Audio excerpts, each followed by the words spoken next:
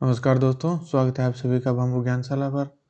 तो हमारी राजस्थान हिस्ट्री की क्लासें चल रही हैं, जिसमें हम पहले कई क्लासें वो हमारी हो चुकी हैं। तो अब हमारी 1857 की क्रांति है वो चल रही हैं और ये तीसरी क्लास है।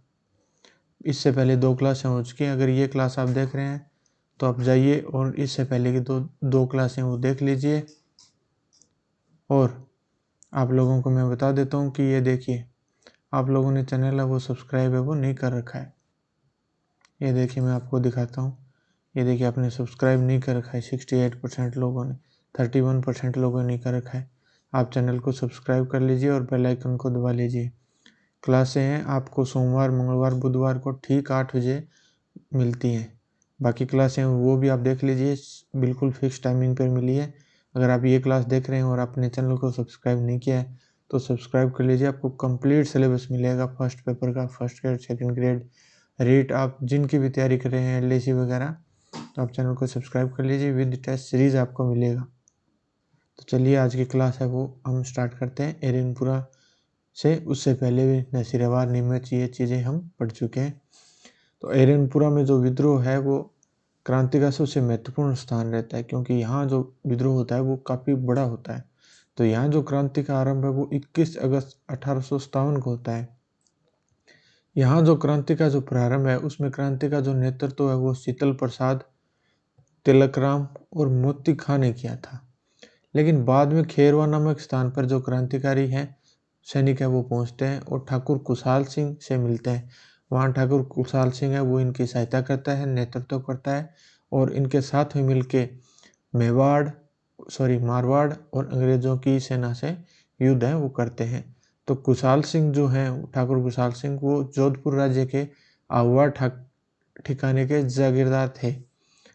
इसमें ये ठाकुर कुशाल सिंह है वो इन सैनिकों के साथ क्यों मिलते हैं मारवाड़ के खिलाफ होके, क्योंकि जो जोधपुर के जो महाराजा हैं वो किसी अन्य को आहुआ का ठिकानेदार है वो बना देते हैं। और जो ठिकानेदार है वो कुशाल सिंह से पूछता नहीं है और डायरेक्ट मारवाड़ के जो शासक है उनसे पूछता है और वहाँ का ठिकानेदार बन जाता है और कुशाल सिंह है वो उसको मार देता है। जो एरेनपुरा की जो छावनी है, वहाँ के जो सैनिक थे उनका जो प्रमुख नारा था वो था चलो दिल्ली मारो फिरंगी।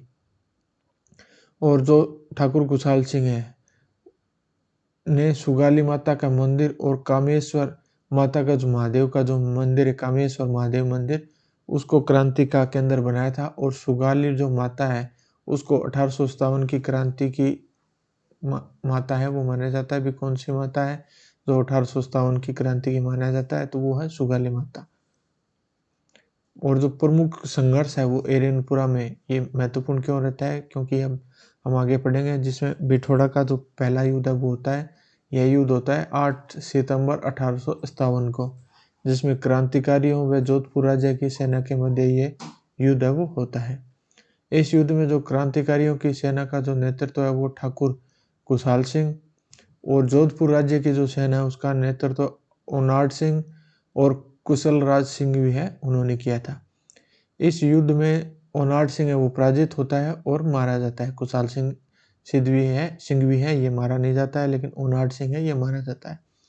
इस युद्ध में हेतकोट नामक स्थान पर अंग्रेज सेना अधिकारी भी मारा जाता है। क्यों मारा जाता है कि इन लोगों के बीच में, ओनाड सिंह और कुशल राज सिंह भी, इनकी और क्रांतिकारियों के बीच में युद्ध चल रहा होता है। तो ये जो अंग्रेज अधिकारी है ये देखता है भी हमारे वाले हैं वो जीत रहे हैं, लेकिन जब ये वहाँ पहुँचता है तो इसको पता चलता है भी हम लोग ही मार रहे हैं। तो ये जो पास में जाता है और ये भी मारा जाता है।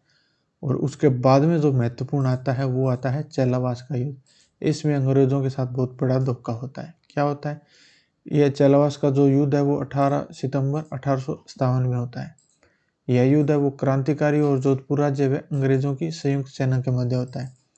तो क्रांतिकारी जो सेना है उसका नेतृत्व वो ठाकुर कुशाल सिंह कर रहे हैं। जो बिठोड़ा का जो ये लास्ट जो बिठोड़ा है, इसका जो युद्ध है इसके तहत है।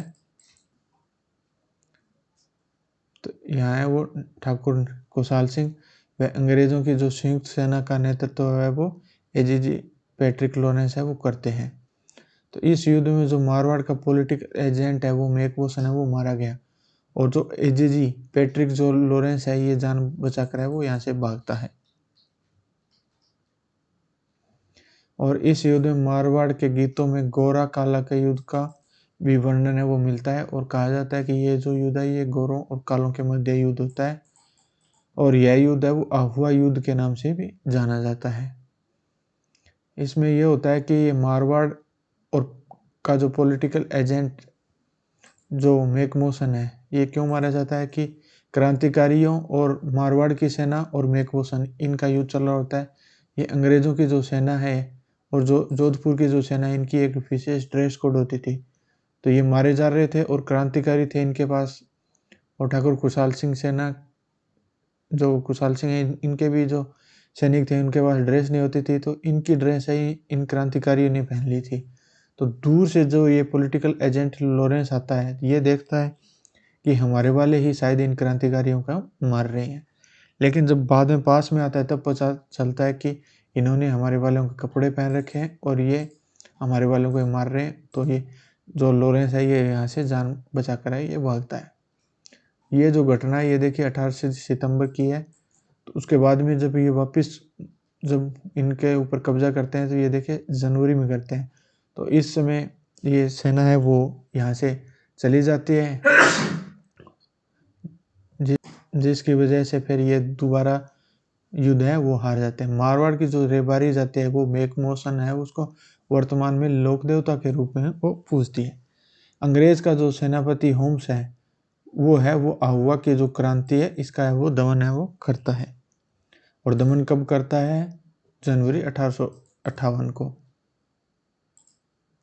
इसका जो मेन रीज़न है वो देख लीजिए कि वो क्रांति वो सितंबर में हो रही थी, ये वापस जनवरी में आते हैं तो सेना है वो वापस अपनी वहाँ से चले जाते हैं, इसलिए वो दोबारा अधिकार है वो कर लेता है। तो उसके बाद में जो यहाँ से आहुआ से है जो युद्ध हो रहा होता है तो ये ठाकुर खुशहाल सिंह है ये अपने भाई पृथ्वीराज को ये आहुआ का ठिकाना देकर और वहाँ से चला जाता है। उसके बाद में 1860 को खुशहाल सिंह है वो आत्मसमर्पण करता है और खुशहाल सिंह के ऊपर टेलर आयोग है वो बिठाया जाता है और सबूतों के अभाव के आधार पर ठाकुर खुशहाल सिंह को क्रांति से संबंधित सभी अभियोगों से मुक्त है वो कर दिया जाता है। मुक्त इसलिए कर दिया जाता है कि ठाकुर खुशहाल सिंह है उसकी उम्र है वो बहुत ज़्यादा थी, जिसके कारण अंग्रेज़ों ने सोचा भी ये कुछ ज़्यादा कुछ है वो नहीं कर सकता है और सबूत है वो कुछ मिले नहीं थे क्योंकि वहाँ से ये चला जाता है। और जो ये ठाकुर खुशहाल सिंह है ये क्रांति का जो नेतृत्व आसोप के जागीरदार शिवनाथ सिंह तथा लांबिया के जागीरदार पृथ्वी सिंह को सौंप कर चला जाता है। तो ये ठाकुर खुशहाल सिंह वहाँ से चला जाता है, ये लोग मारे जाते हैं, इसलिए खुशहाल सिंह को छोड़ दिया जाता है कि खुशहाल सिंह वहाँ मौजूद नहीं था। और खुशहाल सिंह की जो मृत्यु है वो 64 में हो जाती है, ये बुजुर्ग अवस्था में था।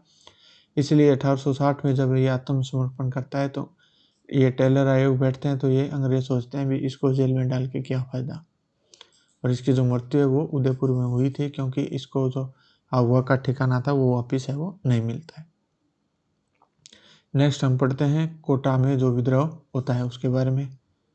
तो कोटा में जो जन विद्रोह है सबसे बड़ा जो केंद्र है वो जन विद्रोह का वो कोटा है, यानी कि आम जन के द्वारा ही कोटा में विद्रोह किया गया था। बाकी में जो विद्रोह हुए थे वो सैनिकों के मध्य हुए थे। यहाँ जो क्रांति का दौर है वो सबसे लंबे समय तक रहता है। यहाँ जो क्रांति का प्रारंभ है वो अक्टूबर 1857 को होता है और क्रांति का जो नेतृत्व वो जयदयाल भटनागर मथुरा के थे और मेहराब खां ये करौली के थे, इनके द्वारा किया गया था।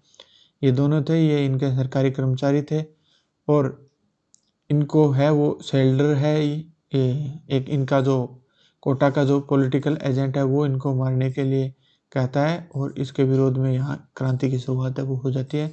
क्रांतिकारियों ने कोटा के जो शासक है राम सिंह द्वितीय इसको बंदी बना लिया था और कोटा के जो पॉलिटिकल एजेंट है मेजर बर्टन, ये जो मेजर बर्टन है ये जयदयाल और मेहराब खां को मारने के लिए कहता है किसको? राम सिंह द्वितीय को। तब जो वो जयदयाल और मेहराब खां हैं वो इस क्रांति की शुरुआत कर देते हैं और मेजर बर्टन व उसके दो पुत्रों को और उनके जो फैमिली डॉक्टर हैं शेल्डर व कोटम इनको मौत के घाट है वो उतार देते हैं। और जो मेजर बर्टन की हत्या की जांच हेतु लॉर्ड रॉबर्ट्स के नेतृत्व में आयोग का वो गठन भी किया जाता है और क्रांतिकारी हैं वो बर्टन का सिर लेके पूरे राज्य में भाले के ऊपर लगा के घूमते हैं। वो जो 2 लड़के आएंगे उनको बाद में मार दिया जाता है, जो मेजर बर्टन के सिर को लेकर जो राज्य में घूमते हैं। और जो करौली के जो शासक हैं, कौन, मदनपाल सिंह, उन्होंने कोटा के शासक राम सिंह द्वितीय को क्रांतिकारियों की कैद से मुक्त करवाने में अंग्रेजों की सहायता की थी। अंग्रेजों के साथ मिलके कोटा के जो राम सिंह द्वितीय, इनको किले में ही नजरबंद कर दिया था। और 30 मार्च 1858 को अंग्रेज सेनापति रॉबर्ट्स ने मदनपाल सिंह के सहयोग से ही राम सिंह द्वितीय को कोटा की क्रांति का दमन करके और कोटा पर अधिकार है वो कर लिया था। क्रांति के बाद अंग्रेज सरकार ने कोटा राज्य को ही सम्मान स्वरूप दी जाने वाली जो तोपों की सलामी थी वो 17 से घटाकर 13 कर दी थी, और करौली की थी उनको 13 से बढ़ाकर 17 कर दी थी।